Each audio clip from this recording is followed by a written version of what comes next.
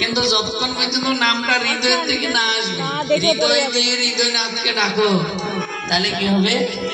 আনন্দের ধামে চলে যাবে। কখন যাব? তাই যতক্ষণ পর্যন্ত আমরা এই হৃদয়ের মধ্যে নাম না আসবে, এই মনের মধ্যে নাম না আসবে, এই মনের মধ্যে ব্যাকুলতা আকুলতা না আসবে, ততক্ষণ পর্যন্ত এই জনম দুঃখ জ্বালা শোক তাপ এগুলো থাকবে, এগুলো চলবে। তাই আজকে প্রচেতাধ্যক্ষ তিনি আজকে নারদকে অভিশাপ দিয়েছিলেন, তুমি 48 মিনিটের বেশি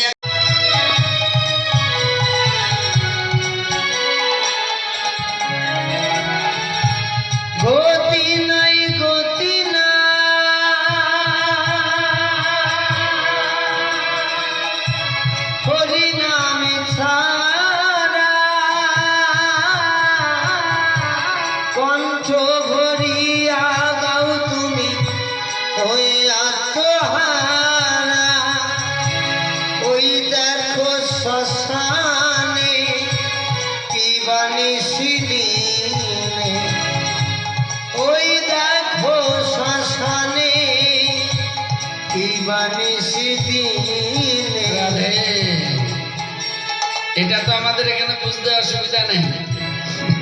পাশে তো এই যে দেখা যাচ্ছে ঘন্টায় কয়জন আসছে, এমন দিনে আসতে পরপর 3-4 জন এসে যাচ্ছে। আমি একদিন দেখলাম দাঁড়িয়ে, কিন্তু তবু আমাদের একবারও চেতনা আসছে না। আরে এই যে সামনে চলে যাচ্ছে, আমারও তো একদিন যেতে হবে।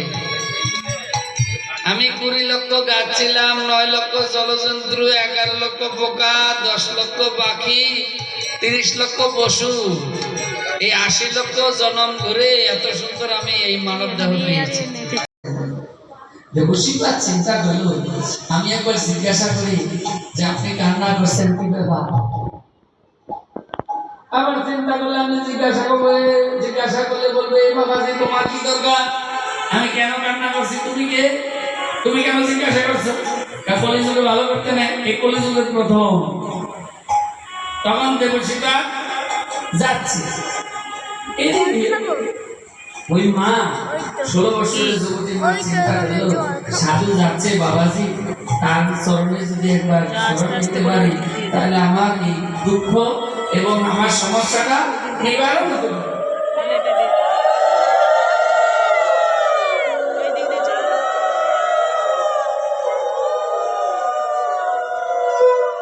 তাই আজকে দেবশিবা তিনি কি করলেন?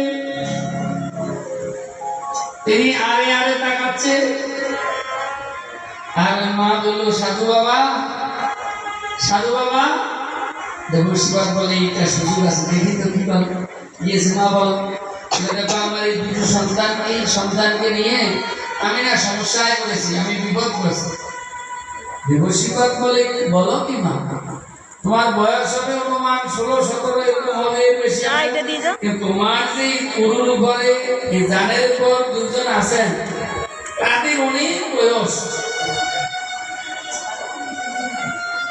এই বয়স নিম্ন করা যাবে না, তাদের হাত ছিল হাত, আর কিছু নেই। তাদের বয়স 500 না 1000 না 2000 বলাই যাবে। তোমার এই 2 পুত্র হলো কি করে? ওই মেয়েটা বলেছিল আমার এই 2 পুত্রকে নিয়ে আসছে আমি বিপদ।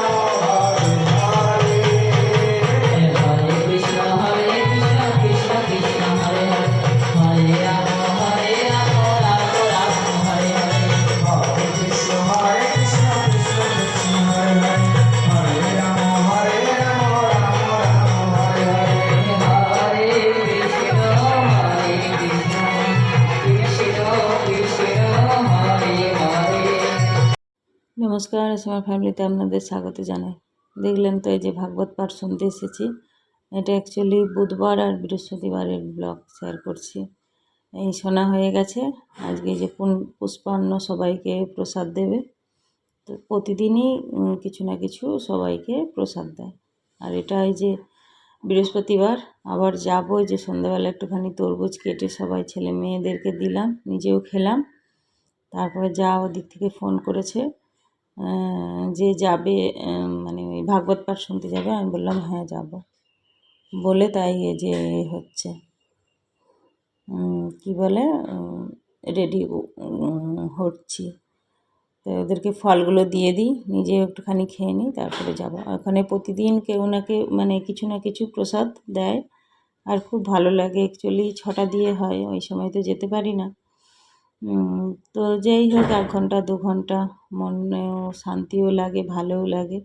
আর আপনারা তো দেখলেন কত মানুষ ওখানে আসছে, জ্ঞানেরও প্রাপ্তি হচ্ছে, প্লাস সারাদিন তো বাড়িতে কাজ পাঠ সব লেগে আছে, তার মধ্যে একটুখানি বের করানো। চলুন আজকেও যাই, আজকেরটা শেয়ার করি।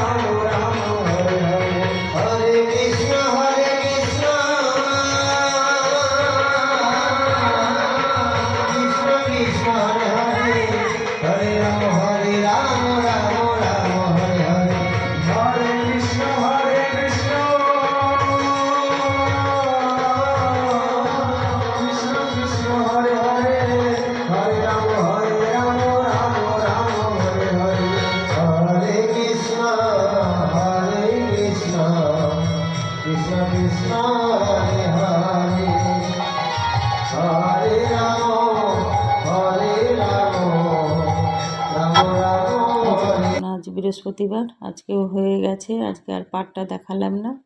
আর এই যে দেখুন প্রতিদিন যতজন ভক্ত আসে সবাইকে এই প্রসাদ দান করে। যেমন প্রথম দিন পুষ্পান্ন দিয়েছিল, তারপরে আজকে পায়েস, তারপরে কালকে মানে শুক্রবার, আবার শনিবার, মানে যতদিন 7 দিন হবে সপ্তপরায়